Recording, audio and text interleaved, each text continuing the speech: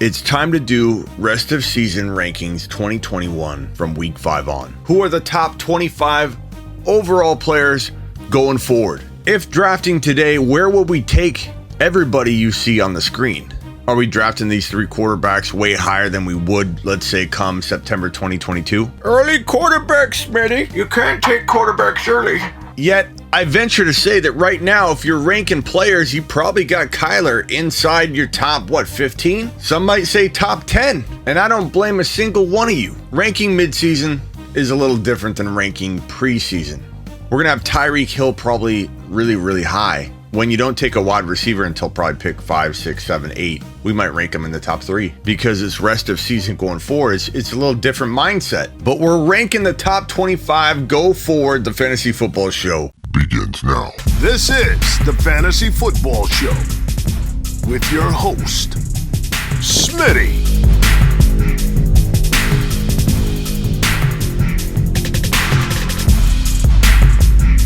Top 5 running back. You're watching the Fantasy Football Show. Smitty! Take a lap. Okay, being completely honest, I haven't prepped for this. I haven't decided how I'm going to roll. I'm going to impromptu this bad boy. I'm going to put Tyreek Hill in the waiting room over here because he's going to be called up really, really soon to the podium here when we draft him in the top 5. Guaranteed top 5. Let's get CMC prepped in the waiting room because he's coming back potentially next week. Derrick Henry for now, even though I will admit I will trade him come double-digit weeks. I'm feeling like a breakdown still probably in the cards for him. He's getting overworked. There's no way, in my opinion, this man's going to hold up on 17 games this way. But for right now, we're ranking him in the top 5. I can pretty much guarantee that. Alvin Kamara is still in my top 5. Aaron Jones is borderline. Let's put him right here. We'll put Adams in the borderline area as well. Moving these guys around, seeing what I got here. Cooper Kupp, not yet, but he's going to be ranked high. Dalvin Cook in the waiting room. Ekeler, waiting room area. Barkley, he's getting there, but he's not going to rank in my top 5. Who's number 1? If drafting today, heading into week 5, McCaffrey's not playing, I'm probably putting, look, he's out a week, but I'm still putting him number 1. Moving forward, I mean, we're in week 5, we're heading into week 5, and McCaffrey's going to miss 1 week. These rankings will especially hold true if you're looking at this after week 5's played. Then McCaffrey is number 1. I'm gonna put him number 1. This feels high, but I'm putting Tyreek Hill number 2 overall. If we're drafting again, I don't know that I draft him number 2. A lot depends on ADP, what you can get away with, but like power ranking style, mid-season, rest of season rankings, I feel he's number 2. He can be inconsistent, be up and down, but he's in the most explosive offense in the NFL. He's got the best quarterback in the league passing him the football, and he's most capable of those double-digit touchdown weeks and monster yardage. Give me Tyreek Hill as the number 2 overall player for week 5 moving forward. I take Kamara probably number 3 and Derrick Henry number 4. Again, under the assumption that you will be trading Henry high, maybe when you start touching or sniffing double-digit weeks. I just feel like he's not going to hold up. But right now, right this very second, he is scoring like a top 4, top 2 overall player. And for that reason, I'd draft him here, and then I would just look to deal him. And if you can't sell him high, you hope that if he does break down, it's like a 1 or 2 week thing, comes back in, punches in touchdowns, even if he's tailing off a little bit. But I do firmly believe he will start to break down during the 2021 season. I could be a year early on this. I don't think I'm going to be.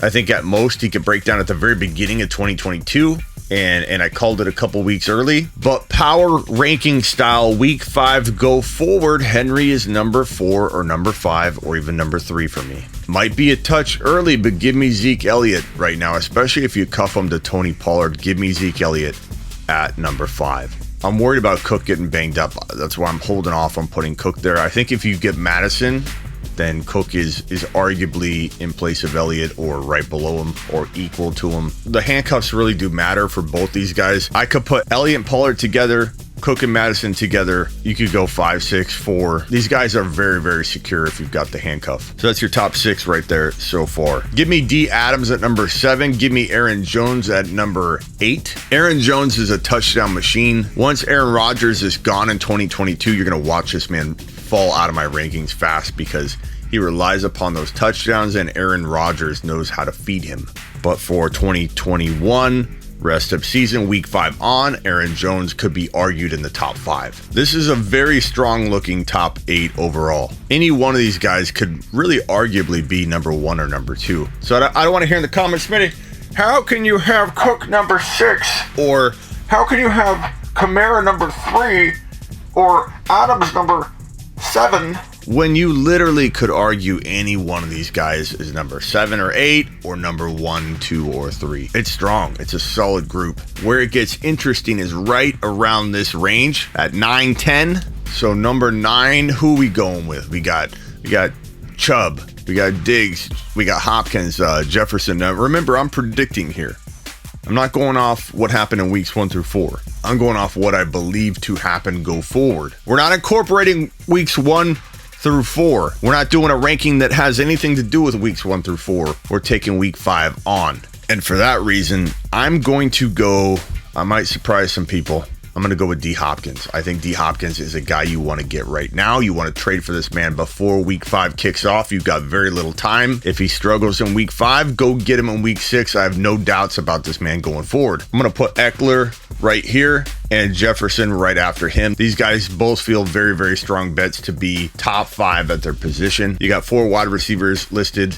So clearly Jefferson is already inside my top 5. As for Ekeler, he's ranking outside my top 5, but I love him here because I think he can climb in there pretty easily. It's a good value. The risk feels very baked in. Baked in, boys! It didn't record. It's getting tricky again. You've got wide receivers like Diggs and Metcalf, Waller, Kelce. The quarterbacks, I think, are not a stretch here. Some will say Barkley's looking to form. It took him a while to get here, but Barkley entering week 5 does look like he might be ready to be a top 5 to 10 running back going forward. I don't have him ahead of these guys, but Barkley's feeling very close to being ranked amongst these remaining guys, but I'm still going to put Harris above him. In fact, I'll put Harris right here. I'm going to go with Stefon Diggs right here. This is what? This will be 2.1. So this is your first round.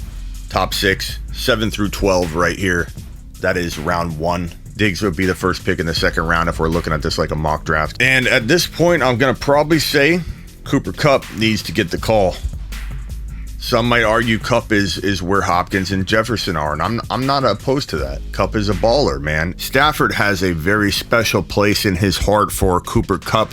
He's got to be on his speed dial. This man's got to come over for dinner. He's got a key to the house. The man probably sleeps in the spare bedroom. Cooper Kupp and Stafford have a very, very special relationship. And we know that Woods, Roberto Trees, is going to creep back in and steal some of that work back, some of the target share back. We know that. We predicted that on the show. We talked about going and getting Bobby Trees before he did what he did on Thursday night. Doesn't change that Cooper Kupp is a 1, 2, 3, 4, 5, 6 top 6 wide receiver going forward. I don't think that's disrespectful. Some will say, how is Cooper Kupp not 1, Smitty? How's he not 3, Smitty? But Diggs, Jefferson, Hopkins, I don't think I'm disrespecting anybody. Very arguable here.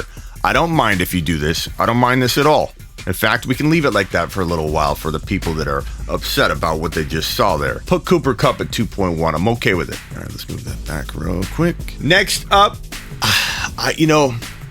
Barkley is getting there for me. I'm not gonna lie. I like what I'm seeing. I still worry about future injury with this guy because he did get rushed along, and whether he looks good or not, compensation is happening, and I don't care what anybody says. Smitty, you got to give it up. Barkley's looking great. Barkley's still not in the top 10 running backs in terms of points scored for running backs through 4 weeks. So I don't want to hear them off base on Barkley. He's getting there. But like it or not, and I know we wouldn't probably draft this way on draft day, but power ranking style, Mahomes and Kyler Murray are point for point, pound for pound, value for value. The next guy's up for me, which means, again, you're not going to draft this way. This is what? Pick 2.1, 2.2, 2.3, and 2.4. You're not going to take Murray and Mahomes necessarily at these draft slots if they were draft slots at 2.3, 2.4. But they're valued there, meaning if you can get them later, you're getting a screaming steal. But they feel more valuable than any other player on the board right now. I think Kelce's right there. I think we could throw Barkley in right around right here. You could put Waller right here at 2.7.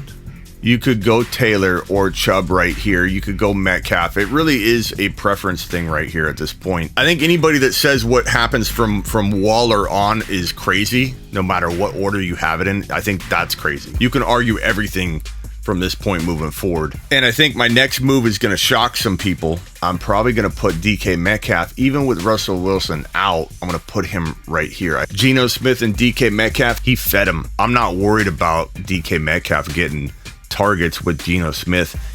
In fact, I think Geno will lean on him and maybe force feed this man the football. But I wouldn't be opposed to AJ Brown, but he's banged up a little bit right now, so he kind of ranks lower for me because I want to bake in the risk. I want to bake in a little bit of that injury concern.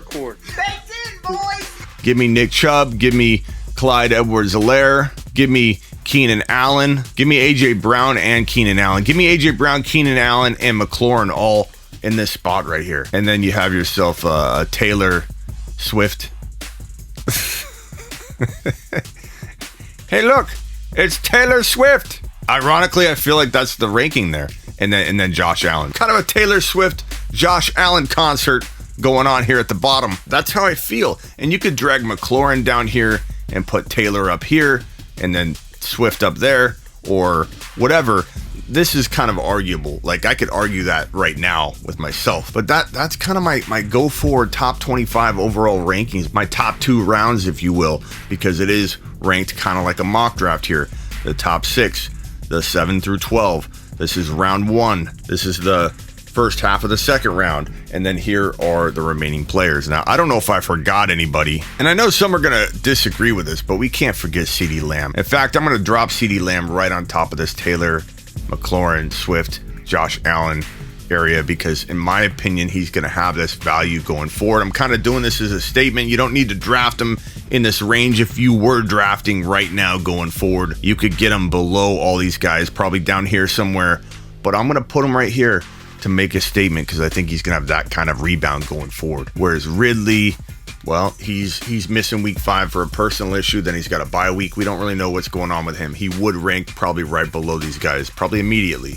I would take the gamble on Ridley. Gibson's banged up. Otherwise, Gibson would be right around this Clyde Edwards-Helaire, Chubb area. For me, I like Gibby that much, but he's banged up. He's got multiple injuries. The shin issue worries me quite a bit. Kareem Hunt, Jamar Chase, all going to be right below this crew right here. J-Rob, but J-Rob's definitely going to be below this crew because I worry about that situation is kind of a mess there right now. Mixon's banged up. He can't rank here. Debo, I don't think is going to keep going at the rate he's going. DJ Moore, yeah, he's probably going to be right below these guys right here. I'm not forgetting about him. What about Cordell Patterson, Smitty? What about Cordaly?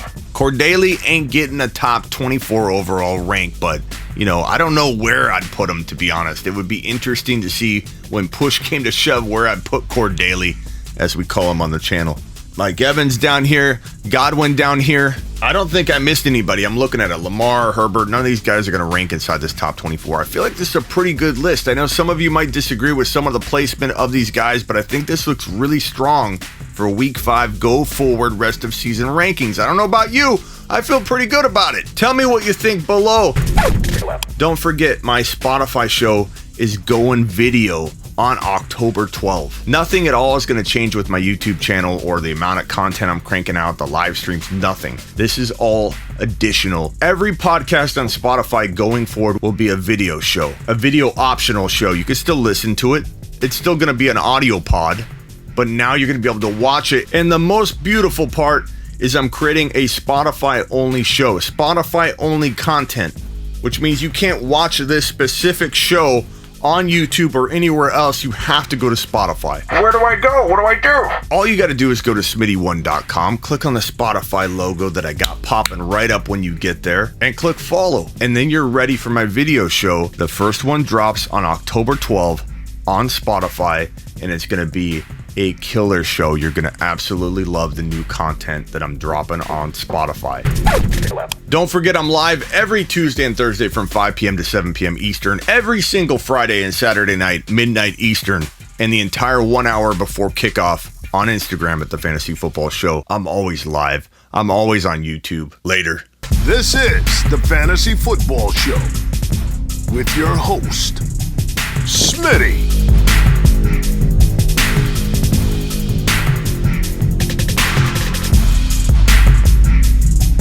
5 running back. You're watching the Fantasy Football Show. Smitty!